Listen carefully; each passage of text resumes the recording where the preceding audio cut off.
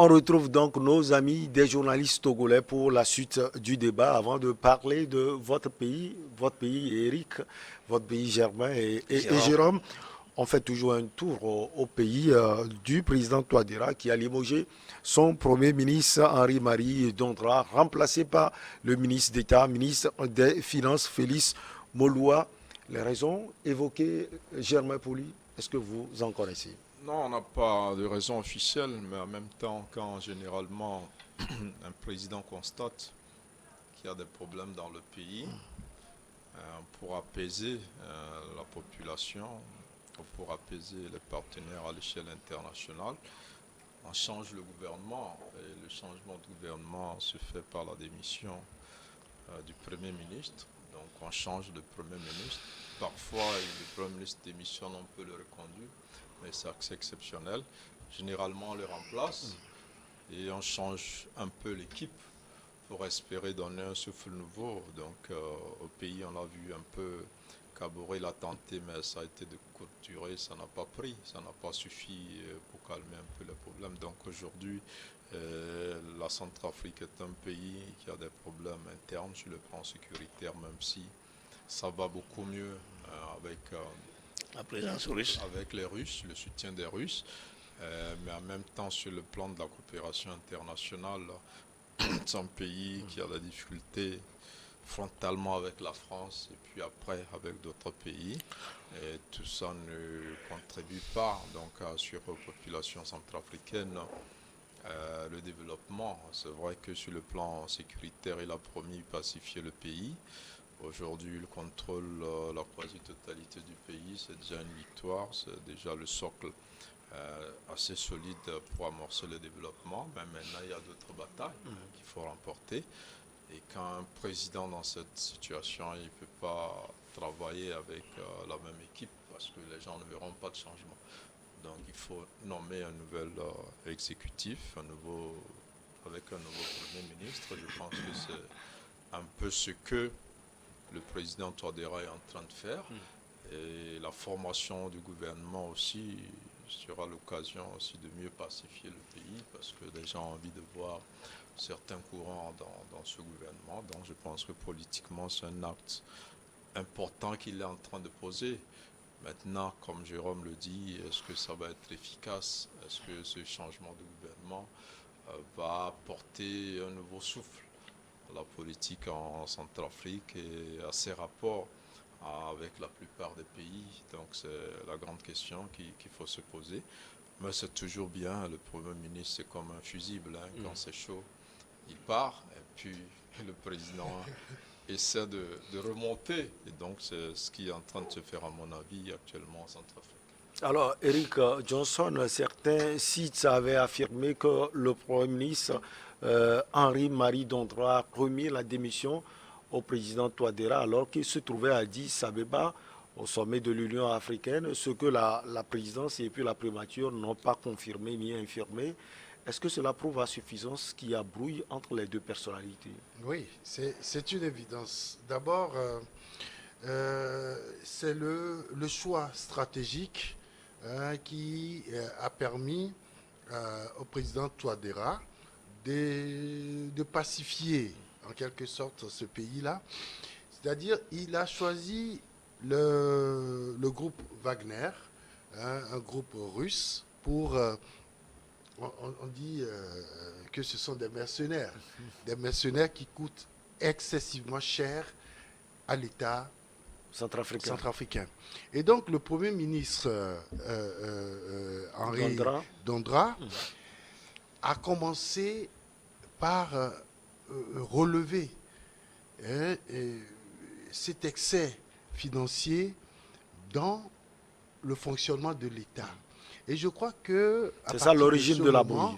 à partir de ce moment, le président Touadéra ne peut jamais être du même avis, puisque c'est lui qui a décidé de faire venir les Russes pour pouvoir pacifier le pays. Vous savez qu'il y a plusieurs groupes séparatistes, il y a des rebelles hein, dans ce pays-là. Donc pour Et le donc, président, tout sacrifice est permis, surtout financier, pour au nom de la paix et au nom de, si on peut le dire, de la sécurité de la de son sécurité pouvoir. de son pouvoir, de son pays et de son Son pouvoir. Et justement, ça a commencé par se faire ressentir, même au niveau des populations, parce que les populations ont commencé même par dénoncer certains actes posés par ces mercenaires russes. Et donc, le Premier ministre Dondra a commencé par discuter de cela avec son chef d'État. Et par conséquent, il fallait aujourd'hui faire des choix pour améliorer l'économie de ce pays. Et donc, Touadéra, il est très fin dans tout ce qu'il fait. Tout en gardant les Russes, il cherche aujourd'hui à avoir un Premier ministre qui a quand même des ouvertures un peu vers l'Occident. Quand nous parlons d'Occident, c'est moins la Russie. Et donc, c'est ce qu'il a fait en nommant ce... Mais il n'a pas pu le dire. Non, mais ça ne se dit pas. Oui. Et Eric Johnson, il n'y a pas un souci. On parlait des problèmes financiers pour le pays. Oui. On remplace le Premier ministre et on met devant le ministre des Finances. Oui, justement parce que l'actuel Premier ministre Moloua, il a beaucoup plus d'acquaintance avec les partenaires financiers occidentaux que d'autres, tout en gardant quand même la stratégie russe. Militaire du président Touadéra. Et donc, je crois qu'aujourd'hui, le président Touadéra ressent également le besoin de retourner vers l'Occident pour quand même rétablir les finances de son pays. Allez, on va donc quitter le pays du président Faustin Archange Touadéra pour celui du président Faure Gnassingbé, c'est-à-dire le Togo. Le Togo veut donc se doter d'un conseil. Le pays de Jérôme. Ouais, le pays de Jérôme. Bien naturellement, c'est mon pays. Je l'aime bien. Tu l'assumes. J'aime bien mon pays. Oui. C'est pour ça que je n'ai jamais envie de le quitter pour aller rester ailleurs. Qui va le construire? Justement, on va parler de votre pays. C'est le gardien du temple. Un peu comme l'ancien président Yadema. Il est sur les traces de Yadema. Sacré. Mais il n'a pas d'ambition politique. Non, du tout. Non, je n'ai pas d'ambition. Ça ne m'est jamais arrivé en tête. Ouais. Je n'ai jamais eu l'ambition politique. Je ne sais pas ce que je vais Donc, faire. vous êtes ou vous serez toujours journaliste. Alors, en tant que Oui, journaliste. mon souci, c'est que les conditions, bien naturellement, soient réunies pour que mon travail marche très très bien. Justement, on va parler d'une condition. Votre pays veut se doter d'un conseil consultatif foncier. Un projet de décret a été adopté en ce sens. C'était lundi 7 février par l'exécutif à la faveur du dernier conseil des ministres. Concrètement, c'est pour faire quoi? Comme vous aimez votre pays, Jérôme Sossou? Oui, j'ai suivi une partie du conseil des ministres, surtout par rapport au foncier où on voulait juste mettre un conseil en place pour quand même régler les problèmes fonciers. Sauf que on ne connaît pas encore la composition de ce conseil. C'est vrai qu'on a parlé de tous les acteurs qui s'intéressent à la terre, c'est-à-dire au foncier notamment. Je vais essayer de citer quelques-uns, à mon avis, les chefs traditionnels qui sont garants et des us et coutumes et qui, en réalité, connaissent les propriétés terriennes. Je vais parler également des acheteurs, des acquéreurs de terrain, en réalité, parce que eux aussi, quand ils vont aller acheter un terrain, forcément, ils doivent quand même aller vers les chefs du village.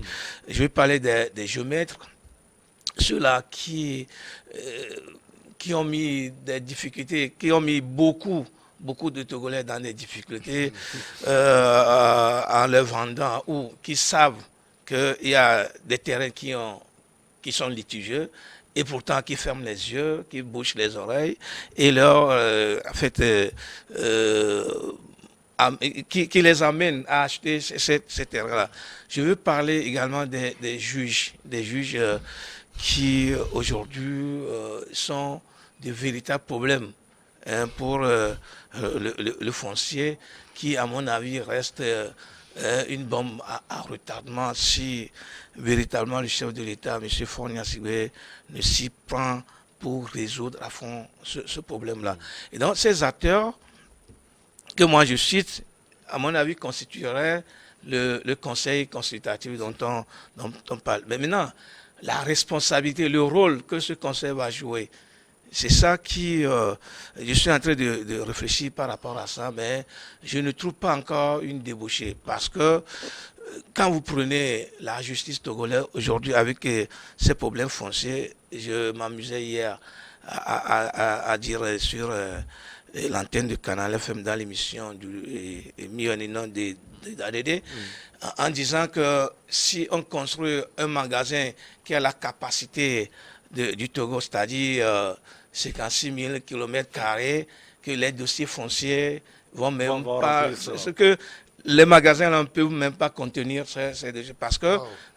Oui, parce qu'aujourd'hui... C'est un excellent schéma. Ben oui, puisque c'est le réel problème du Togo aujourd'hui, c'est le foncier. Je le disais tantôt, que c'est la bombe à retardement si on ne fait rien, si on ne s'y prend véritablement pour régler ce problème-là. Les problèmes continuent par arriver avec ces histoires de gros bras. Hier, on était encore dans l'émission qu'on nous appelait de Bamakopé, que malgré tout ce que Abdoulaye Yaya, le président de la Cour je crois suprême, non, avait dit, et malgré tout ce que le ministre de la Justice, M. Pio Agbitom, avait dit, malgré la sortie du ministre de la Sécurité, que je félicite, que je félicite par moment, qui avait eu le courage justement autour de ce plateau pour dire que pour traiter les gros bas de bandits et de voyous, je l'ai beaucoup applaudi par rapport à cela, et qui en réalité, ces deux personnalités du Togo, quand elles sortent, quand elles étaient sorties pour dire des choses comme ça, on devait quand même avoir peur. On devait quand même surpris que cela continue. Ça continue. Cela suppose que c'est ceux qui font ce genre de choses, ceux qui continuent par aller sur les terres pour qui tabassent des gens jusqu'à ce que des gens n'entrent, jusqu'à ce que des morts ne s'en suivent, sont en train, en tout cas pour moi, de défier l'autorité de l'État. Et jusqu'à ce jour, il n'y a aucun communiqué, il n'y a rien qui quand même, je sais pas, sauf que je n'ai plus présent d'esprit pour savoir si les gens, les autorités ont réagi à proprement parler par rapport à ce qui s'était passé à Zanguera. Et donc, si ces gens continuent de défier l'autorité du pays, ça fait peur. Et c'est pour ça que je me dis, quelle serait la responsabilité, le rôle, le réel rôle que ce conseil consultatif du foncier va jouer pour quand même permettre de désillusionner ceux qui continuent, ceux qui ont encore la force. Parce que j'avais entendu dire que le maire, dans la commune où se passait, je crois, ce phénomène-là, la semaine passée ou surpassée, je ne parle pas des Anguera, et que les gens arrivaient à traiter, à dire que le maire là représente quoi? Cela suppose qu'en réalité, des gens ont des forces ailleurs que nous ne connaissons pas, et c'est ces forces-là qui les protègent à défier en tout cas l'autorité de l'État. Ouais. Germain Pouli, il faut dire que les problèmes liant le foncier togolais, ces problèmes pullulent, ces problèmes sont légion. Alors il faut une solution d'urgence, d'où l'utilité de ce conseil consultatif. Oui, aujourd'hui, Jérôme le disait, quand vous allez devant nos tribunaux et nos cours, 60 à 80% des litiges sont liés au foncier. Et que ce soit C'est en pas ville. peu. Oui, bon, on dit 80% en principe, mais 90. certains. 100%. Donc, il faut dire que la quasi-totalité alors, Voilà. Et d'où l'intérêt vraiment pour le foncier, parce qu'aujourd'hui, économiquement, traditionnellement et tout ça, la terre a de la valeur. Et le pays, le Togo, c'est un pays qui se développe aujourd'hui. Et on veut que les femmes s'inscrivent beaucoup plus dans le processus de développement, qu'elles aient accès à la terre beaucoup plus qu'avant. Aujourd'hui, des investisseurs viennent et veulent investir tout ça concerne la terre. Et vous avez vu l'ambitieux programme d'industrialisation à Déticopé. Il faut pouvoir trouver des terres. Il faut Je sais que tu en viendras. il faut indemniser tout ça. Donc, il y a beaucoup de problèmes et des enjeux sérieux autour de la terre et d'où la nécessité donc, de sécuriser le foncier. Il y a une loi sur le foncier qui a été adoptée. Donc, Il n'y a pas longtemps. Un peu plus de 3 ans. Et je pense que ce conseil consultatif-là est prévu par cette loi qui va permettre de régler un peu les différents litiges dans ce domaine. Moi, je prends pour exemple aussi les maisons de justice qu'on a créées.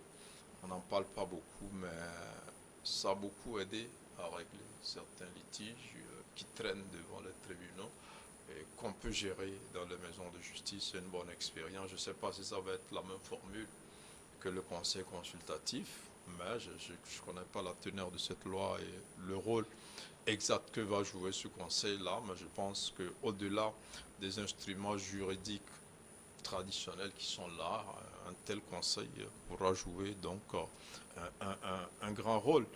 Maintenant, c'est un problème très sérieux, le foncier, avec Jérôme en parlait, les doubles ventes, avec les droits de propriété qui sont assez contestés, avec ces héritiers-là qui vendent et revendent, avec l'occupation des réserves administratives aussi.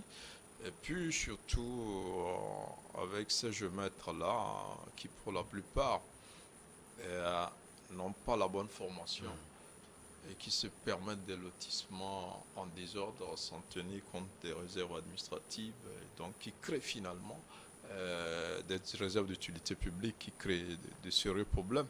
On voit de plus en plus les gens s'attaquer, s'affronter, des collectivités, on voit des gens mourir aussi par rapport à ces problèmes parce que toute leur vie, ils ont consacré leur énergie pour s'acheter un carré et construire dessus. Et à la fin, tout ça se passe mal. Donc je crois que c'est une situation qui est très sensible en même temps, malgré la volonté politique qu'on voit aujourd'hui. La question est très sensible.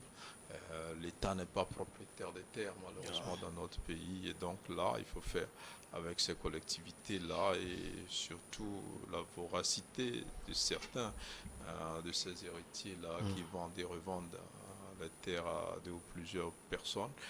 Il y a aussi cette lacune au niveau de l'État qui est assez technique, qui concerne un plan national cadastral du pays qui n'existe pas. On a parlé aussi de la numérisation aussi donc de ce service-là qui est en cours. Il y a eu des sensibilisations qui se font, mais c'est un problème global qu'il faut pouvoir mieux cerner avec plusieurs acteurs. Et à mon avis, ce Conseil national-là pourra aussi apporter un plus à la résolution des problèmes. Alors, Eric Johnson, ce décret pris en application du Code foncier et domanial vise à mettre en place un cadre d'échange et de concertation s'agissant des actions à privilégier en matière foncière et domaniale. Est-ce que, oui, c'est un cadre d'échange et de concertation, est-ce que les gens n'ont pas envie que cela aille vite et surtout cela aille au concret, compte tenu des difficultés relevées tout à l'heure par Germain et Jérôme? Oui, tout à fait. Mais il faut dire que un conseil consultatif, c'est juste un groupe qui est, sinon un comité, on peut l'appeler aussi comité consultatif, qui est créé pour donner des avis sur un problème donné dans un domaine précis. ici nous sommes dans le domaine foncier. Qu'est-ce que ça veut dire ce conseil consultatif foncier? En réalité, on va mettre en place ce conseil-là, on va nommer des gens au niveau de tous les départements qui traitent du problème foncier dans notre pays, le ministère de la décentralisation, de l'administration territoriale, oui. ministère du plan, ministère des finances, De la sécurité. ministère De la de la sécurité. sécurité, ministère de l'habitat, etc., etc. Et maintenant, ajouter à tout ce monde-là la société civile. Et pourquoi pas les chefs traditionnels, les chefs de quartier, etc. Donc, en réalité, ce conseil-là va permettre, lorsque l'État voudra discuter des problèmes fonciers, c'est ce conseil-là qui sera consulté et qui va donner son avis sur le problème évoqué. Et donc, ce conseil va dire, OK, par rapport à cette situation, voilà la solution que nous préconisons. Ce conseil n'a pas autre chose à faire que de conseiller les dirigeants sur le foncier. Et donc maintenant, comme le relevaient tantôt mes collègues, c'est que lorsque des décisions vont être prises suite au conseil de ce conseil consultatif foncier, je crois qu'il revient maintenant à la justice d'agir. Et donc, quand vous dites que les citoyens veulent que ça aille vite, Oui, ouais. tout simplement parce qu'aujourd'hui, Jamel a dit, on s'en moquait, que plus de entre 60 et 80% des affaires qui sont traitées par la justice togolaise concernent le foncier. Jérôme, lui, si on construit un mur couvrant tout le Togo, Et donc, je pense que les Togolais veulent aujourd'hui que ça aille très vite. Je donnais un exemple. Hier, dans notre publication, la manchette, c'est la corruption, où le Togo a gagné 6 places. oui. Mais ces 6 places-là, ce n'est pas le recul de la corruption, mais c'est plutôt parce que l'État a mis en place des instruments qui permettent de lutter contre la corruption. Maintenant, là, il faut passer au concret. Maintenant, les rapports de Transparency International sur le Togo, vous savez comment on l'a intitulé? Le paradoxe de la corruption au Togo. Tout simplement parce que l'État fait des efforts, met en place des instruments, crée une administration qui permet de lutter contre la corruption. Et malheureusement, lorsque ces instruments-là travaillent, par exemple, je prends le cas de la Aplusia, qui travaille énormément, et la CENTIF également, ces deux institutions ont travaillé entre 2006 et 2009. Ces instruments ont envoyé 64 dossiers au niveau de la justice, mais il n'y a jamais eu de condamnation. Ces dossiers-là sont à la justice. Qu'est-ce qui peut expliquer cela, Jérôme Sossou? Je ne vous coupe pas. Mais bien naturellement, la justice est corrompue elle-même. C'est simple. Il n'y a pas 36 000 mots pour l'expliquer. Et ce n'est pas moi qui l'ai dit. Le chef de l'État, dans l'un de ses discours, l'avait dit ouvertement. L'administration est corrompue. Et donc, si aujourd'hui, les mêmes juges sont propriétaires terriens, à plus de 500 hectares, à plus de 1000 hectares, comment voulez-vous que le paradoxe n'existe pas? Et donc, je continue. Donc, parce vous que continuez. La question était adressée à Jérôme. Même je peux interroger Germain aussi avant de... Dans ma Germain, démonstration. qu'est-ce qui peut... De bonnes réponses. Et donc, je pense que les Togolais ont soif que ce problème foncier puisse être réglé de manière définitive. Ça veut dire encore que l'État togolais fait des efforts dans presque tous les domaines, surtout en ce qui concerne le foncier. Mais au finish, c'est qu'il y a beaucoup de pesanteurs au niveau de la justice qui font que les problèmes ne sont jamais réglés. Le conseil consultatif foncier, je pense que c'est également un instrument qui va permettre à l'État de régler des problèmes, parce que quand tous ces gens-là vont se réunir... De régler sans la justice, peut-être. C'est ce que je suis en train de dire. C'est-à-dire que si tous ces gens-là se réunissent, ils discutent, ils évoquent des problèmes, ils donnent des solutions, et que l'État essaie d'appliquer ce que ce conseil-là a donné comme conseil, et que finalement on se retrouve devant la justice et que rien n'est fait, je trouve que ce sera vraiment encore malheureux pour notre pays. Parce que cet instrument-là est très important. Vous savez, on a le conseil consultatif économique, on a le conseil consultatif militaire, etc. Et donc, je crois que c'est des instruments que l'État met en place pour pouvoir sortir le pays de l'ornière, comme on dit. Et surtout sur le problème foncier, je pense que ce conseil-là est très important, même si il n'a pas quand même le droit de regard dans comment l'État va utiliser ces conseils, de comment ces conseils-là seront proposés, etc. Toujours est-il que c'est important de mettre en place ce conseil-là pour recueillir quand même ces impressions sur des problèmes fonciers. À New TV, nous mettons aussi les instruments en place pour éclairer nos chers amis, toujours scotchés à notre émission. C'est d'ailleurs pourquoi nous vous invitons. Eric Johnson, journaliste directeur de publication de l'Union, Germain Pouli, journaliste directeur de publication de Togo Réveil, et également Jérôme Sossou, il est également journaliste et directeur de publication de Triangle des enjeux. C'est le terminus. Jérôme, vous voulez ajouter oui, mais bien sûr, bon, peut-être à moins de 30 secondes, je ne sais pas encore. Tout ce que Eric avait développé là, c'est bien. Mais dans l'application, il va y avoir problème, puisque les acteurs là seront encore les mêmes acteurs qui vont constituer le niveau conseil de la justice. Bien sûr, le conseil consultatif. Ce sont les mêmes acteurs qui constitueront le conseil consultatif, qui sont les mêmes acteurs qui disposent de plus de 1000 hectares. Comme je le disais, comment ça va se régler?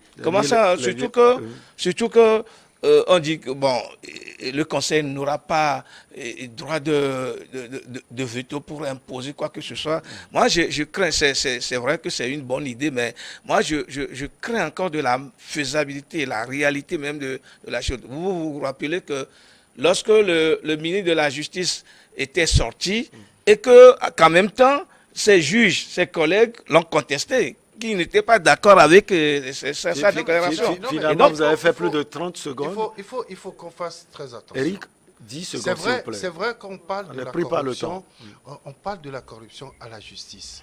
Mais il n'y a jamais de décision de la justice qui n'est de droit. C'est-à-dire que les juges se basent toujours sur les tests de droit pour prendre des décisions. Oui, bien sûr. Et donc, c'est toujours aux avocats, au conseil de ceux qui sont en face, de trouver les moyens pour pouvoir les contrer. Merci beaucoup. Merci.